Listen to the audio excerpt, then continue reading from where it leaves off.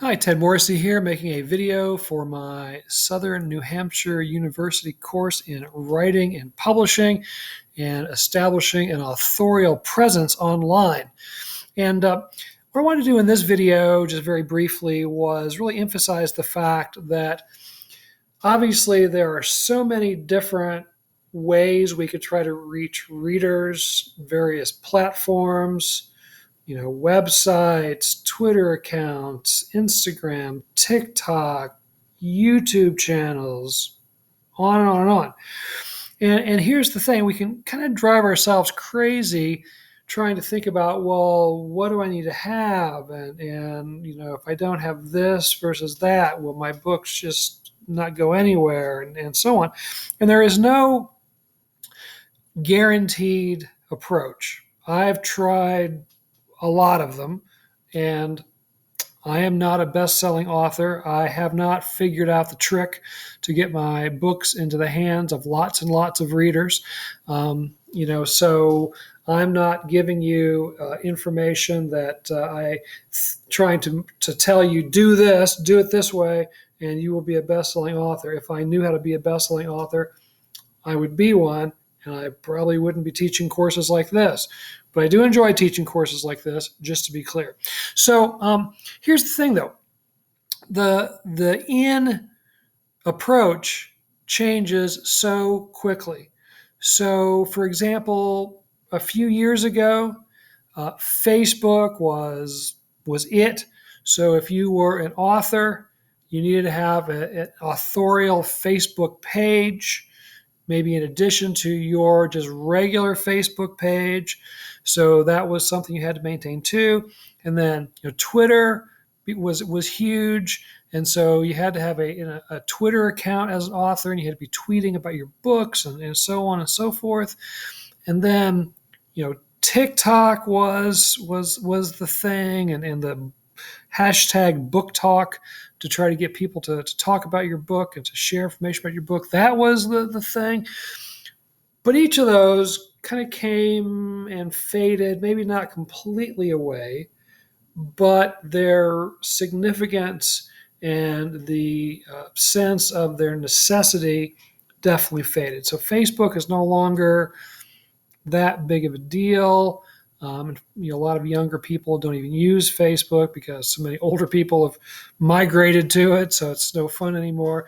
Twitter was obviously huge, as I said, but then with Elon Musk taking it over, it's definitely lost some of its shine. There's a lot of people, including authors, who have decided they're no longer using Twitter just for ideological reasons and so on and so forth.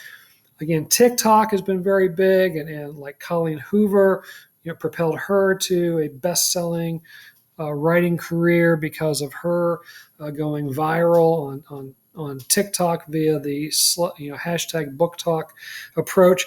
But even it is maybe going to change in the very near future. I just read yesterday in the New York Times an article about how the company that owns TickTok is going to start their own publishing company, and perhaps they're going to use TikTok and the book talk hashtag to promote just their own authors, and it will no longer be a platform where every author can try to make a name for themselves via TikTok. Who knows where that's going to go? But the point is that trying to invest a bunch of time and energy and sleepless nights over trying to decide which accounts are hot, which are useful, which ones should I definitely be involved in, which ones should I be investing a bunch of time in. What's true today may very well not be true 6 months from now or a year from now or heck, next week, right? The landscape changes so quickly, and presumably there's going to be some social media things that we don't even know yet what they're going to be, and they're going to come and they're going to be the big thing, a year from now or 5 years from now or whenever it is, and maybe we'll want to get involved in that, or maybe we won't. But the point is, I'm not saying don't have a social media presence. I do think it's worthwhile, but I am saying don't drive yourself crazy trying to have 10 different things going on and trying to decide, well, which one is the one I really need to focus on and put a bunch of time and energy into, because again, the landscape changes overnight practically, and there are so many factors we can't control that all we can do is pick out one or two or three perhaps that we think are useful.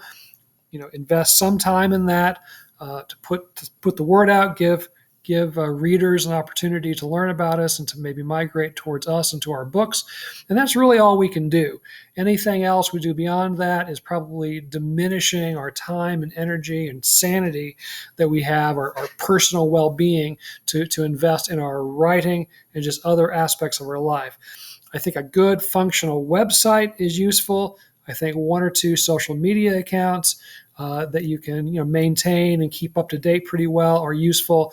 But trying to do it all is like a dog chasing its tail. It's a never-ending proposition. All right, so I'm going to stop with that bit of wisdom, and I will see you down the digital trail.